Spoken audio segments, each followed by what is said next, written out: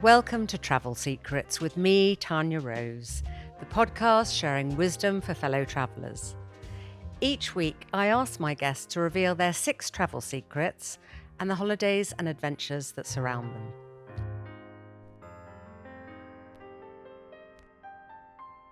Today, my guest is my lovely friend, the famous British perfumer, Jo Malone.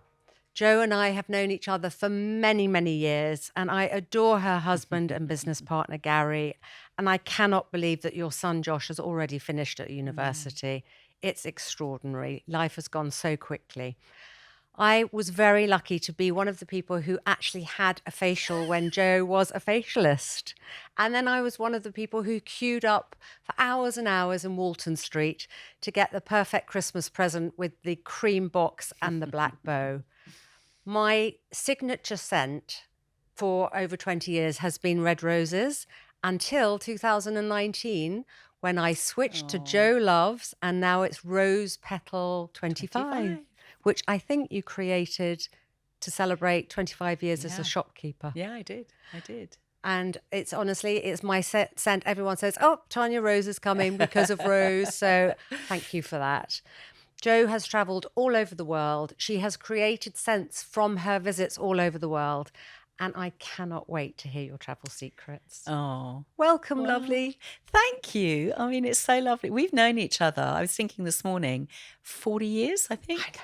Yeah, it must be 40 years. We were babies. And we had our baby. Well, I remember my first big trip that I ever did was I called you and said, can you help me with a holiday? And you sent me to Cap Toluca on Anguilla. Oh, my goodness. That was you. Yeah. And then we went to New York, and so we've kind of both built our businesses, haven't we? We have lives. At the same time. Raised and our sons kids. were at schools together at Garden House. So we raised our kids, and I mean, look at us now, still rocking going. and rolling. And travelling around the world. And actually, the world is our oyster. It's so exciting. Yeah. I love, honestly, now if I've got a little suitcase in my hand and I'm off, I'm just the happiest person in the world. I know, I just go looking. I feel like this big adventurer, and knocking on the doors of all these countries and immersing myself in adventure and culture and meeting new people. And it's kept me young. Well, you look very young and you look very well. So before I ask you your travel secrets, can you just tell us a bit about yourself and how travel has impacted the person you've become?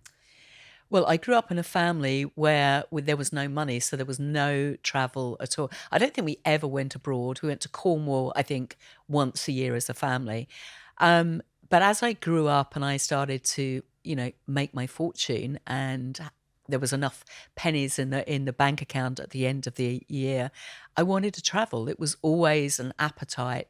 And being very creative, I'm very inspired by the things that I see. I mean, just recently, I've been in a different country every 3 days for the last 6 months.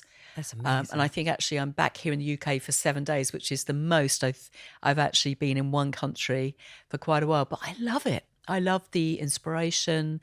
And I can sit. I love sitting at the bar in any hotel, in any country in the world, and watching. I'm a big people watcher. Yeah.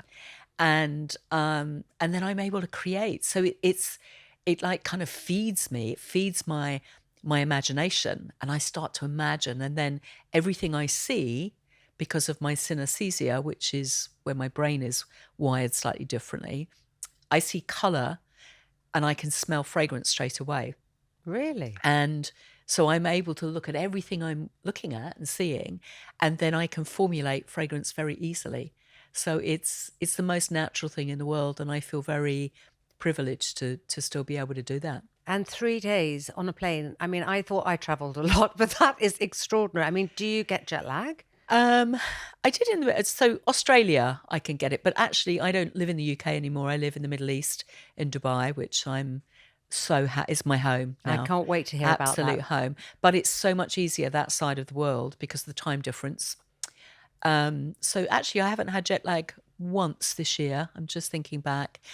But I don't push myself. The day I arrive, I'm often arriving in a country, either doing a speaking engagement or I'm doing something, but I take at least 24 hours, get my head into gear, because I like to be very ordered.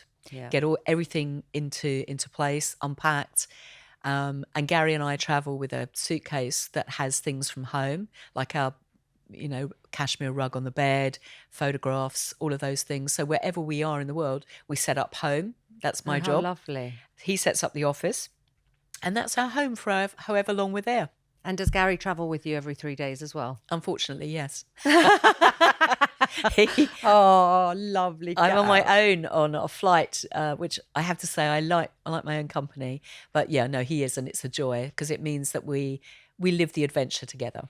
Well, I can't wait to see what you travel with. And I know you've got a bag which is you're going to show us, which is really exciting. But let's talk about your travel secrets. So what is the number one destination that you think everyone should go to once in their lifetime? This was hard, this one, but because I do think London is the most amazing place. But what I'm going to choose Grasse in the south of France. Oh, wonderful. Because it's the home of fragrance. It's where fragrance hundreds of years ago was part of the leather industry. In fact, it was fragrance to scent gloves and leather because it smelt of the animal. So I didn't know yes, that. that's why it was first there. And then, but all the way around it are beautiful rose fields. You would love it in the month of May because they pick the rose de Mai, and the smell in the air is of pink roses the whole time. And you have jasmine growing, but it goes way, way back. So there is Mollenar, Fragonard, which were the old fragrance houses, and they're now museums. So you can visit there and you can go back in time and see how the fragrance industry has evolved. There's a beautiful old perfume museum which I love, and I walk around it, and you see all the old perfume bottles, all the first Guerlain, the first Chanel bottle, and it's so inspiring. And there's a little orange blossom and rose garden, which is set against terracotta walls and turquoise shutters, and it's just beautiful. It's just very French, and all the surrounding kind of villages like Mougins, Valbonne. It's just full of inspiration. It's where Mougins was where Picasso had a studio, and he would sit on the edge and look out to be inspired. And you can stand in his footsteps and look out. And I often stand there thinking, you and I would have been such friends. Yeah, I really would have loved him. Amazing. So I mean, it's where I love to go every summer, to the Cologne d'Or, and yes. all the painters that left paintings there and everything. But I've actually never been to Grasse, so that is such a fantastic travel tip. I really will make sure that I do that. I love old perfume bottles. Oh, you And love it. You started your business by going to Grasse, didn't you? Tell us a little bit about that. That's where I fell in love. I was the young girl. I was married, so I was about 22, 23 years old. And we didn't have any money at all. So we managed to get a flight over, and we stayed in a really not a very nice hotel, but we were there. And the first evening we walked down the hill to the village, and I just sat there and I just fell in love. And the next morning was a Saturday. I said, "Oh, Gaz, please, can we go down again and have lunch?" So we trotted down, and in the centre market square, there was a flower market. You know how the French have these wonderful fantastic markets. And it was just buzzy, and there were dogs and there were children running around. And I just sat there and I just fell in love. I fell hopelessly in love with that moment. And we sat in this little brasserie, and we had steak frites, and it was the first time I'd ever had rosé wine. Oh, and lovely. I can remember it as though it were yesterday. And I just watched and I looked at Gary and I said, I have to be part of this world. I felt like I had stepped back into that situation where you feel very comfortable and you feel like you belong. Yet I had no training. It was just a complete dream and aspiration. So it's still beautiful. And at the Perfume Museum, and please go and experience everything it has to offer. But it is quite touristy now. And the month of May is very buzzy. But I stay in a lovely little hotel called La Bastide and Saint-Antoine.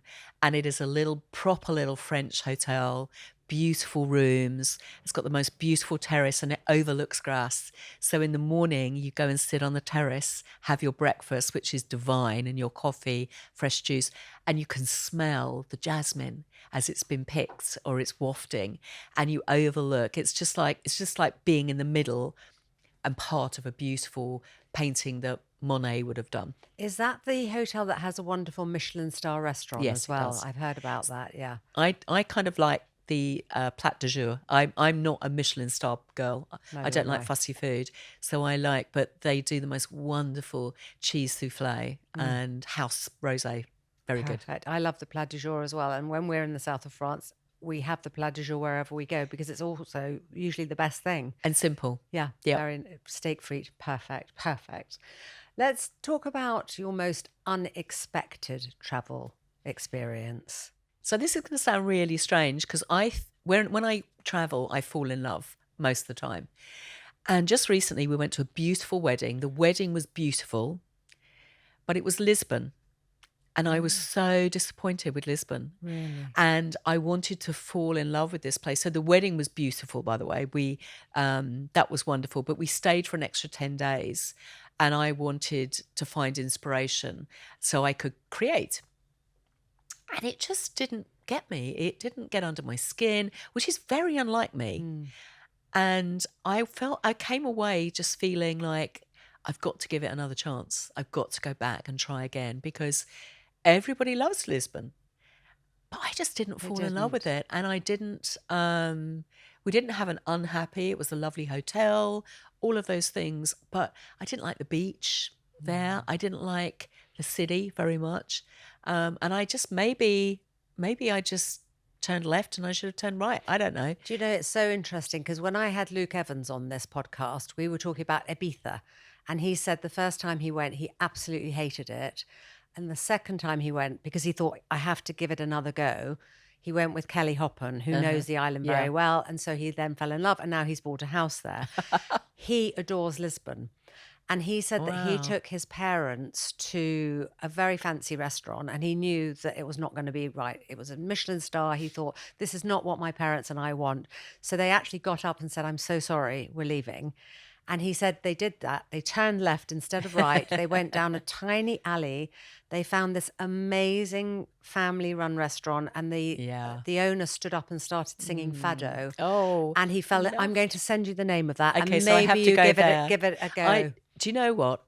I'll always give it a second chance. Probably not in the next year. No, you but haven't got I will time. go back. No, I haven't got the time. But I really felt like I was meant to create there because on every street corner there's an orange tree. Oranges grow, so it's one of my favorite ingredients in the world.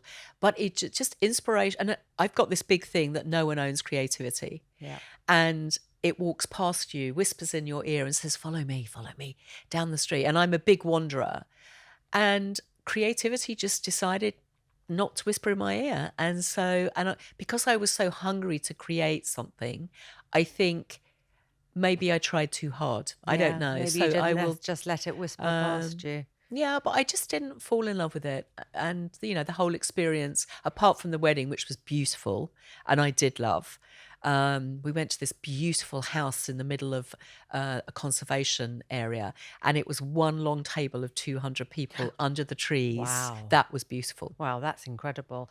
And actually, talking about somewhere that not everybody gets, you said earlier that you've moved to Dubai. Yes. Dubai gets quite a bad rap on this podcast because a lot of people say they don't get Dubai.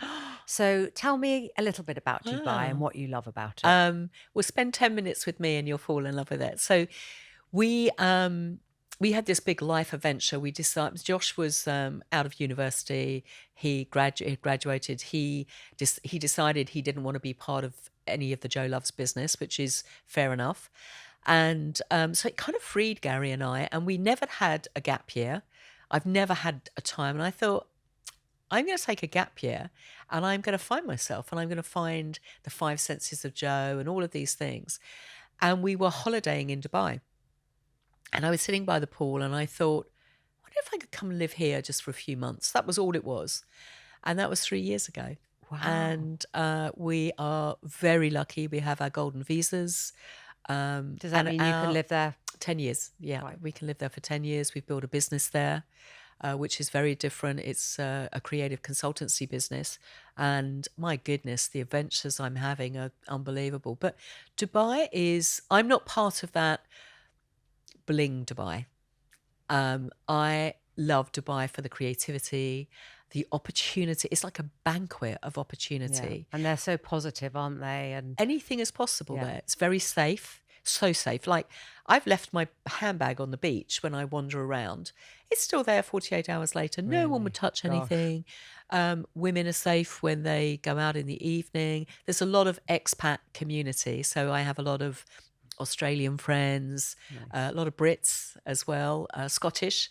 So my two best friends are Australian and Scottish. Lovely. And lots of young families. But I think it's the appreciation of creativity, and anything is possible. Anything is possible there. But there's so many young moving, that sort of Gen Z, Gen Alpha. And I find that generation fascinating, absolutely fascinating. And they're bringing their gifts. And there's this whole willingness to want to work together, to build, to create something that is amazing. And as we were driving out of the city before we made the decision, we drove round a roundabout to the airport. And there was a quote, and it was, "We shall build the trees so the next generation can enjoy the shade." Well, and that one quote was who I want to be in my moment in my life. I want to build for the next generation. And yeah, I could have done it here, but I wanted fresh eyes. I wanted to look at life differently. So I live on a beach the whole time now. I watch the sunrise or the sunset on the beach every day. I'm in what I call my blue office. And I travel. I can jump in a car. I can be in Abu Dhabi in an hour. And I just create and create. I can be in the desert. I can sit and watch the night stars. I can go over on the old creek. So there's a big frame in Dubai. And when you look at it from one side, you see the new Dubai. And then you flip it and you see the old Dubai. So it's the old and the new together. It's not saying one is better than the other. No. It's just their evolution. The Emirates are some of the nicest, most welcoming, hospitable people I have ever met in my life. So I have immersed myself in the culture, understanding, and of course fragrance is not a product to them, it's a way of life. Yes. So they have opened my mind. Like, I have a hairdryer that I put a capsule in and it scents my hair as I dry my hair. I know it is amazing. Watch out. I think we're definitely going to try and do something like that. So fragrances, you go into everyone's home and you have what are called bahurs, where they'll have a fragrance for the home. So everyone knows what family you're part of by the bahur. Because of the scent. Oh, really? And when you walk in, one of the things they do, which is so wonderful, they take the bahur and they put it through your hair, onto your clothes. And it's a welcome. It's like a ritual. Nothing's like a habit. It's all these beautiful rituals. And just like in Grasse, I've fallen in love with Dubai, the opportunities. And next year people will see and hear, and I definitely come and tell you when I can, but the adventures we're about to travel would never have happened if I'd stayed here. I'm so excited to hear where you're going next. And actually, you've made me fall in love with it. And I haven't even been. Oh, you have to come and stay with me. I have been, but many, many years ago. So thank you very much for that. When you were talking about Lisbon, and then you were talking about that quote with trees, and you were talking about oranges being very much a scent that you love, I remember you telling me a story about when you created, was it Orange Blossom, and you were at the Bel Air Hotel? Oh, yeah. And then you were at Parrot Key and you created Pomelo. And then recently you've done an Amalfi Positano or something. Yes. So tell us a little bit about the places and the scents that you've created. So every fragrance is an adventure. I'm telling you my life stories. So Smoke Plum and Leather is riding horses in Montana up in the mountains early morning. Green Orange and Coriander is New York City, Manhattan in the snow. Pomelo, so our matriarch of that's Parrot Key, Turks and Caicos, walking down the beach. And then actually Pomelo she's the grande dame, she's the nonna of our brand, of my brand, JoLoves, because that's where it started. But it was walking down the beach one morning and I was suffering really badly from anxiety, and I think it's the flip side of creativity, to be honest. So there I was wandering down, my heart was pounding, couldn't feel my fingers, I was really, really suffering. And I was thinking, why can't I create again? Why? Because I hadn't created for 5 years. I'd had a lockout. And suddenly I took myself back into the industry, and I could still create fragrance, but I couldn't do it brilliantly. And I looked up the beach, and I used to walk along the beach trying to calm myself. And of course, with anxiety, the more you try to control it, the more you become frightened of it, and the worse it gets. And then suddenly, from nowhere, this baby stingray was floating by the side and was swimming right by the side of me. And she must have been about that big. And she had these beautiful eyes. She was totally mesmerized by me. And I looked at her and I stopped, and she just fluttered. And we actually had the most beautiful walk down the beach. She fluttered by the water. And because Parrot Key is on a coral reef, there's not a very heavy tide. And I walked all the way down, and then she swam off. I never saw her again. And it was so life said, just look up and just create. And I saw the blue sky, the sand dollars in the sand. I could smell the broth cooking in the brasserie, the white rolled towels, my white flip-flops, my Erez swimsuit, everything. And it was like, I got it. It unlocked it. And pomelo. So we'd had this accord, but it wasn't strong enough or powerful enough. But all of these notes started to play. And so pomelo for me is that never say to yourself again, Jo, you can't. You've lost it. You haven't. You will always have a new beginning. And so pomelo is the hands and the matriarch that holds all the creativity, and everything we do, we acknowledge pomelo and the story of walking down the beach. We've got one that's just launched called Black Cashmere and Tonka. And it's the story of my adventures in Dubai and black night skies in the desert, but rivers of gold opportunity, and not knowing where those rivers are going to take us, but we just jump on an old dhow. And the Middle East is just full of adventures like Oman, sitting under the stars. So Ebony and Cassis is sitting under the stars in Oman, sleeping overnight on one of the old, can't remember what they call the boats, the wooden boats. Junks. Are they called no, it's junks? called a dhow boat. And wild dolphins waking us up in the morning playing by the side of the boat. So there's so many beautiful things. And I'm just a storyteller. That's all. I'm just like a gatekeeper to scent memories. So the memory will come, and I will be able to just translate it so easily into other. I'm sure that we feel that though as people who wear the scents, because it's so different from just wearing a normal perfume. Whenever I wear JoLoves perfume, people say to me, "That's so wonderful. What is it? Where is it from?" And it's much more of a story than just. And I think the scent of the candle, and I travel everywhere with this, by the way, my paintbrush. My golden Tell us ticket. about this, because this is such an amazingly clever thing. And it literally comes everywhere with me. And, I just paint it on. And in fact, I want you to show me, because I probably am not putting it on the right places. But let's talk about that a little bit. That's the golden ticket. That's the piece that changed the business. And Gary had said to me, Gary's quite a hard taskmaster. He's a wonderful husband. I've been married to him for 39 years, but he's quite a taskmaster. And he said, I want you once in your life, Jo, to change the way the whole world does something. And it's like, okay. I said, and what are you going to do? And he went, I'll bank the money from the idea. And he has. But we sometimes think, I didn't go to university. I left school at 15 years old. I have no qualifications. I didn't do a business degree, any of those things. But it doesn't stop us going on to change the world just because you haven't got that education. And, when people say, are you academic, Jo? And I don't know whether I am or I'm not. I mean, I've no idea. But my mind is so creative. And my father was an artist. And I thought, I wonder if I could get people to look at their body like it's a canvas and give them paintbrushes. So immediately you pick up that paintbrush, you become the artist, you become the creator of your own scent, and you're able to, and it's actually refillable now. The first one was not. This is So you can actually refill this now with cartridges, and it's like a gel. So you click it.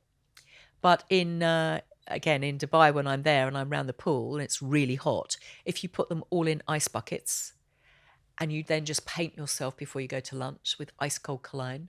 Put it into your hair, a little bit into your hair. So it's a great product, and you can take it on board because it's not liquid.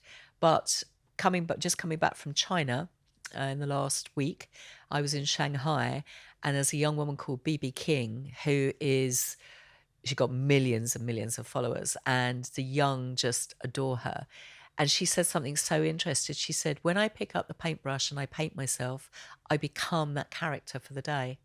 And she was fascinating. So mango and Thai lime, for instance, is about sunny days and smiling and being happy and being that sort of carefree attitude.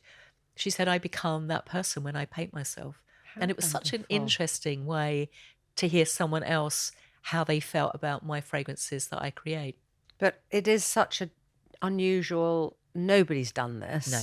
And you really are a game changer. And, you say you don't have any qualifications or anything. You're one of the cleverest people I know. And I actually think sometimes it's better not to have necessarily got the qualification or the thing we have to think this way, because you've got a brain that just thinks outside of the box all the time. Sometimes that's uncomfortable, though, sometimes, and it's lonely, actually, because sometimes and I often say this with creatives, and also, I go out and I share my story and go into schools, and I say, don't be frightened of being creative, but the downside can sometimes be you do get anxious, and also it can be lonely, because when you come up with an idea that you're the first person ever to come up with it. When I first produced and presented that to people that were working for me, not one person thought it was a great idea. They told me it was a gimmick and it would never work. No. And I remember walking out that meeting thinking, have I got this so wrong? And then it was almost like life went, no, you haven't. And I went back in and I went, you know what? I don't care, really. We're going to do it. And if I hadn't done that, but that was a lonely road for about 9 months. But your gut told you. I think I would go on instinct, don't you? Well, I think you do too. I mean, our generation had to rely on our gut. Yeah. And right at this minute, we're being told that I think everyone needs to be so controlled in our environment at the moment. What you say, what you don't say, what you feel. And we've forgotten that gut instinct was given to us for a reason. Yeah. So start to, rely on that gut and trust it. Yeah, absolutely. Let's talk about food and drink. Ooh. So food and drink is so important to everyone, and it's so much part of travel. Mm-hmm. So how do you feel about food and drink? What do you like eating? Where do you go? How does that impact your travel? Cocktails, bars, restaurants, that sort of thing. I love all of them. All of the above. No, I love food, but I don't like fussy food. But I love the experience.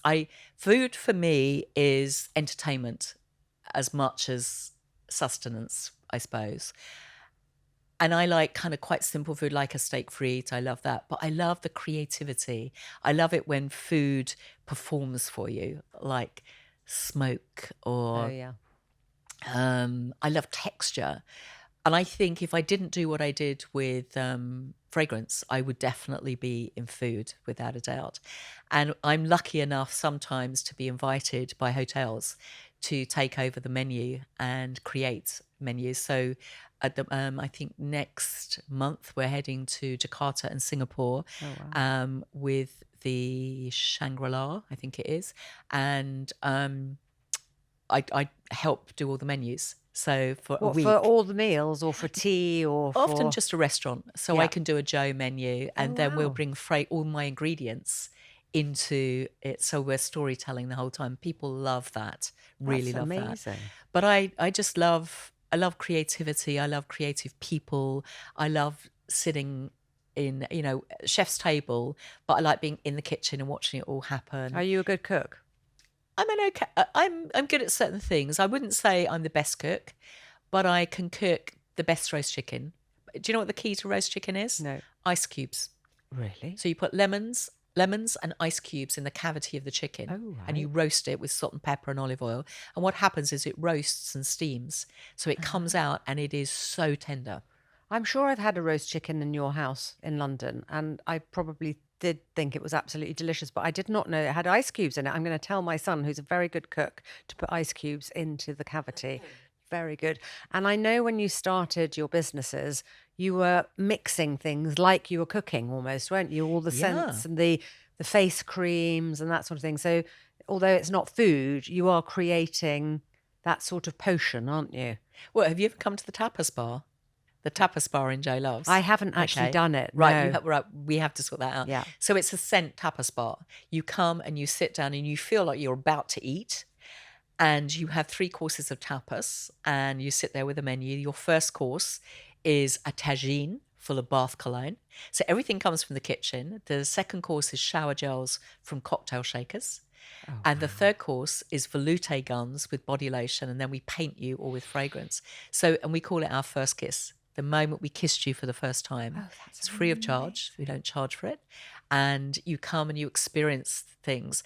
And when I first took the Tapas Bar to Shanghai, they thought it was the coolest thing. And in fact, what we did this time, we did dim sum for them in tapas with little cotton wool things that we made, little dumplings from steamer baskets, fusions of everything, chopsticks and cotton wool balls in rice bowls. So food is a huge influence. So when I'm traveling, I'm watching and I'm looking the whole time. There's an amazing bar at my home called Blind Tiger. And Blind Tiger is in the Mina Al Salam on the Jumeirah beach. And the cocktail, what do you call a guy he's like a maestro in cocktails. A mixologist. Mixologist. He creates stories. And so I will sit there with him and he will tell a story and he's creating the cocktail and I'm formulating the scent. Oh, how clever. So it's that, and I didn't find that here. I didn't find that connection, that energy. But food for me is, I love sitting with a big table of people. So on Sunday lunch, we scoop up everybody that's on their own. We have big Sunday lunches and we try different restaurants. And it is all about the company though, isn't it? Yeah. It really is. It's not necessarily just about the food. But I think you obviously, by creating menus where you're going, is very much part of the scent and the travel journey that you're on. It's amazing. That's fantastic. I want to do a plane. I want to do an airline and take over just for a week or a month. That's a very good idea. Because I think it's not just the destination. I love going to an airport. Love it. Once you're checked in, that's like free time, isn't it? I love an airport. Oh, so do I. So do I. And you go and you sit, depending what time of day it is, you can have your breakfast, your coffee. And I think, I take my notebook and I sit and I think, and my mind is just free. It's like free time for me. No one can get at me. My phone's off. I've got my notebook in front of me. And you're watching the world from all over the place. And you get on the plane and I have all my little routines that I do. Let's go on to the next travel secret, which is, what is your top travel tip or secret or how you travel? And I know you have a real regime, so I'd love you to walk us through that, please. I do. I've got OCD, by the way, so I like my routine. I like to know exactly what I'm going to be doing if I'm traveling with work. So I like everything really organized. I like to know my seat. I have favorite seats as well, which sounds quite spoilt, but I work hard the other end. So I kind of but I get on, this is my travel. I travel everywhere with this. It goes on the flight and go under the seat. And it's like a little treasure chest. Because if you're on a plane 10, 11 hours, okay, you can do a spa treatment. You can have your cinema, watch your thing, and have a nice little dinner. And it's kind of time that can be spent for yourself. So I actually, this is my favorite thing is Wake Me Up in Dubai. I wear that when I love that. That's brilliant. By the way, Pilates bands, okay? If you're sitting in a seat for 11 hours, these Pilates bands, you can do sit-ups as you're sitting there. So what, you put them around your ankles? Well, you put it over your feet and then you can do sit-ups. Yeah. Yep. So always a Pilates band. This is one of my favourite things. You'll laugh at this one. I love this. So this is a face mask. So I will clean my face and use my Charlotte Tilbury. On it goes. Then I get some iced water and I immerse my face in ice water. Immerse this in ice water. And then this goes on my face. And then I go to sleep. And then I take it off and my face is completely hydrated. And what make is that mask? That is Sephora. So it wouldn't have been that expensive, and I've got them, and I have them in every case because you know how you get off and your face is sort of So dry, yeah. Never. Iced water though is the key. That's amazing. One of these. Okay. Oh yes. Now you know what that is. I do. But that it does not go on my face. Oh. That applies all my scent underwear. Do you know what I mean by scent underwear? No, I don't, but I want to know. Would you? Well, so this is really good. And this is all the ideas I come up with as I'm sitting on the plane. And I have it looks like a little laboratory in there, so I'll have all my notes. So you got out of the shower or the bath in the morning, your body is still slightly damp. So what you do is you take some fragrance, and these little bottles, I go everywhere. This is Jo by JoLoves, fragrance I created for me. So I'm going to take it into my hand. Then I'm going to take my roller, roll the fragrance, and then I roll it all over my body, up through my legs. And then what happens is you have given your body a veil of scent. Oh, how amazing. Then you get dressed because it's all dry into your body, and then you smell. And as your body heats up, it gives off the notes again. So I can sit there and I'll put the fragrance onto my body. I'll also roll all the bed linen that as you're laying down in your sleeping bag and your pillow. So I am kind of surrounded by this wonderful scent. And yeah, so that a facial roller, and it doubles up as your scent underwear. That's amazing. I'm definitely going to do that. That's great. Because then you've got it all over you, not just on your neck and your wrists. This I love. Jones Road. Have you tried this? No? What's that? So Jones Road, this is Bobbi Brown's new brand. And this is the most incredible product. So it's like a balm, but when I've got off and my face is all clean, I don't want foundation, I don't want mascara or anything, but I often get off a plane and I'm straight into a meeting. This, you just take and you pop it on. It feels like a really light foundation and just gives you a slight colour. And you can also pop it on your lips. So Jones Road travels everywhere with me. Fantastic. So that's my little travel kind of bag. Amazing. And I bet you're a wonderful person to sit near, if not next to, because it must smell fantastic all around you. Sometimes you get that look. And but a gentleman the other day said to me, "What is that you just sprayed?" And it was the most beautiful orange cologne that I'm the only one in the world that wears it. Oh, really? And he said, "Would you spray my bed too?" And Did I said, he? "Yes, of course." So I said he went off and got himself a drink or something. And I came back and I'd made his bed and sprayed it all. And he was so sweet. He was so sweet. This is great invention, by the way. So these are like hairbrushes and clips on. So you blow dry your hair, or you put it into your hair, and then it stays in like a roller. Oh. So if you've got to get off the other end, that bit there. that is really great. Is that a heated one or just a normal one? No, just a normal one. So, but all of my little tricks that I'm able to then travel and jump on and off planes, go straight into speaking engagements. Do you take hand luggage or do you check luggage in? Both. I'm not so I have my wonderful away suitcase. Yeah. Which honestly, I don't think I'd ever have any other suitcases. I love it. And I can pack all the things. Like, do you have a breakfast dress? Like a dress you wear to breakfast? What, when I'm on holiday? Or just travelling and you're going, because I always have a breakfast dress. No, I don't actually. When I go on holiday in the summer, I wear like a caftan, and that's only what I would wear to breakfast. So maybe I do. So mine has breakfast dress. It has whatever outfit I need, pajamas, all of those kind of things. But I always take a check-in luggage as well. Yeah. But all my luggage got lost last time. Everything. Oh no. Mine and Gary's and the guitar, and thank goodness for my hand luggage, because I would have had nothing for 4 days. Did they find it though? You got it back? They did, and then I got on the same airline, and the same thing happened coming back. So won't be traveling with them again. Oh my goodness. I tell you the really good thing, which I now have all the time, are the Apple AirTags.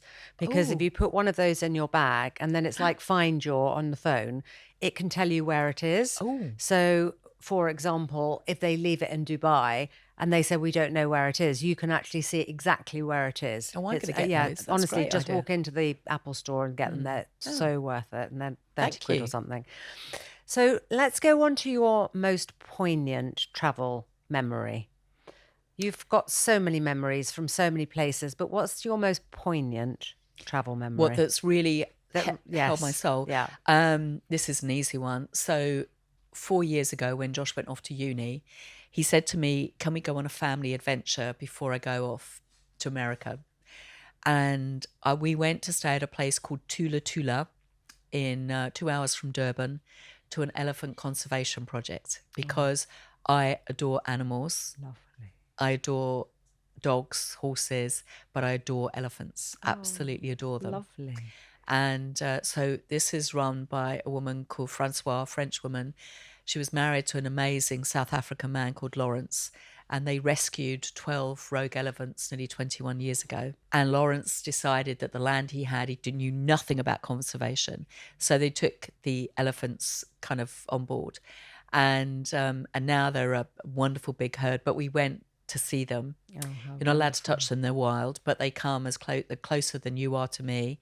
And they also have a rhino called Tarbo, who was raised by hand. So the rhino loves his ears being scratched and he adores Gary. So when Gary sits outside the villa that we stay in, and it's called Tula Tula, which means it's a lullaby, which means softly, softly, gently, gently. Oh, lovely. And it's surrounded by animals. So Tarbo will come running through the bushes and sit by Gary as Gary's playing his guitar. He just loves people, but he's a 2-ton rhino, so you have to be a bit careful.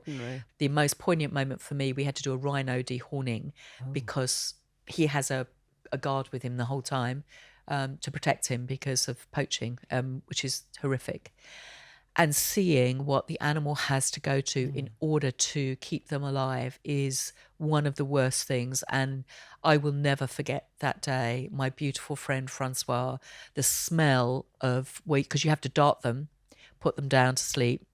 And Josh sat by Tarbo's side, sobbing. I've got a picture of him, and he's patting him like this. It's okay. Speaking to him, it's okay. Because he's aware, the Tarbo was aware. Even though he was falling asleep. Even though he was falling asleep. And then we had to wait until he woke up. And it was just so traumatic to think these beautiful animals, and it's like your fingernail. It doesn't do anything. Tusks, on let these animals live in the beauty that they're meant to be, because they mean us no harm at all. So basically they removed it to save his life. Yes. Otherwise he would have been killed for that. The chances of him being, but they have armed guards with them the whole time in the conservation. So we now have 4 rhino. We have a herd of hippo. And so we have a little baby hippo called Baby Joe, named after me, which is so very naughty. And then we have hyena, cheetah, and it's a family project actually that we financially support. But they have all the people from the village. It was just such a soul time, and I think one of the most memorable evenings was sitting in the boomer. With fires and having dinner with all the family and all the people from the hotel. It's very uniting. It brings you all together, and just going out every day, being with the elephants and watching them as nature. It's fantastic. It just watching them. Nana taking the babies down the hillside and telling them off because they were all running. I mean, they're so human. Elephants. Sweet. They're so beautiful. How often do you go there? We're going to head back there next year. So Francois is a dear friend, very dear friend. And there's a book called, if you ever want to read the story, Elephants of Tula Tula. And there's an elephant in my kitchen is the first book. And it's about Tom, the baby elephant, that had to go to the house and was raised in the house for the first few days of his life. I think we must all buy that book. It sounds fantastic. It's wonderful. There's an elephant in my kitchen. Oh, it sounds amazing. So finally, I asked you to bring a photograph that sums up travel to you. And Can you show us the photograph and talk to us about what it means to you? The first one is me walking along the beach at Parrot Key, because that was the day I created Pomelo. Yeah. The other one is when I'm riding Josie, my beautiful horse in Montana, in a place called Mountain Sky. So it's the best ranch in America. And you are cowboys for a week. So every year we would go, and you go with the same group of people. It's wonderful. And you ride horses 8 hours a day through the beautiful mountains of Montana, down the streams. Amazing. And you're on the same horse. And Josie got me down a mountain one day. And she and I have so much in common because, as you know, I have breast cancer. Yeah. So I have big scars across my chest. And she ran into barbed wire when she was a young horse. And she has this big scar across her chest too. But she is the most beautiful horse. She's unfortunately not around with us anymore. But it was riding my horse and across the wild sage mountains early in the morning and feeling so free. I've got my poncho, my cowboy hat. And you can just see by my face I'm the happiest. Happy you are. And the last one was 2 weeks ago. So I went to another elephant conservation project in Thailand where they have rescued 6 elephants from logging and other things. And the elephant are free to wander around, but they're not wild, and you feed them. But my best bit was bathing Vanessa. I'm in the mud bath with her, and it took me back to doing all your facials. And I literally got my hands, I'm covered in mud, and I'm massaging her, and she's going, and she's smiling, and I'm massaging her face, and then she taps me with her leg, and she wrapped her trunk around me to cuddle me, which it was so beautiful. Gorgeous. And then we took her to the pool, and then we hosed her down, and she was trumping like, and they do this wonderful, that sort of little groan of like, that's so lovely. And so for all the glamour I have, and all the wonderful seats on aeroplanes, delicious food, beautiful people, I think I treasure those moments sitting in a muddy pool, massaging an elephant's trunk with mud, because it's that balance that brings me back to the girl I really am, which is quite down to earth. That is the loveliest way to really to finish these travel tales and travel secrets, because you've taken us all over the world. You've shown us things and created smells and everything for us all to want to go to those places. So finally, where next and what's next for you? So I'm heading back home, and next year I would love to go to India. I've never been to India. And of course it's the home of sandalwood and jasmine. I want to go for like a month to 6 weeks. Some of the things that I long to see is jasmine being picked. But there's wonderful moments where you see families going down to the river in the late evening with all the beautiful coloured saris, the spices that I've never even heard of, the food markets, the beautiful Indian palaces, the history of India. So yeah, that's something I would love to do next year. But in between, I'm heading to Miami next week with MasterCard. I'm doing a global tour with them at the moment and loving it. And who knows, next week, tomorrow, there'll be another adventure, and we just jump on planes. Amazing. And, well, I'm so glad that we found this hour to see each other, to re-see each other, and to hear all your fantastic tales. It's been a joy and a delight, my friend. Thank you so much. Thank you.